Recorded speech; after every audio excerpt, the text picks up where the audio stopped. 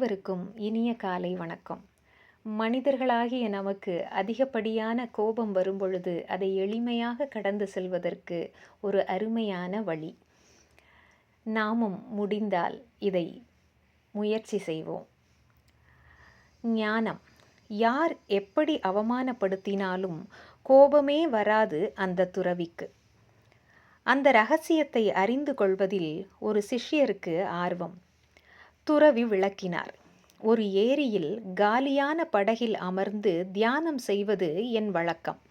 அப்படி ஒருமுறை தியானத்தில் இருந்தபோது நான் அமர்ந்திருந்த படகை வந்து முட்டியது ஒரு படகு. இப்படி அஜாக்கிரதையாக முட்டவிட்டது யார் என்று கோபமாக கண்களை திறந்து பார்த்தால் அது வெற்றுப் படகு.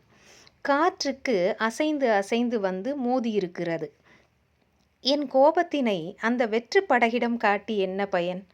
யாராவது என்னை கோபப்படுத்தும் போது இதுதான் நினைவுக்கு வரும். இதுவும் வெற்று படகுதான் என்று அமைதியாகி விடுவேன். ஞானம் எப்போது வேண்டுமானாலும் எங்கே வேண்டுமானாலும் வரலாம். அருமை. நன்றி. வணக்கம்.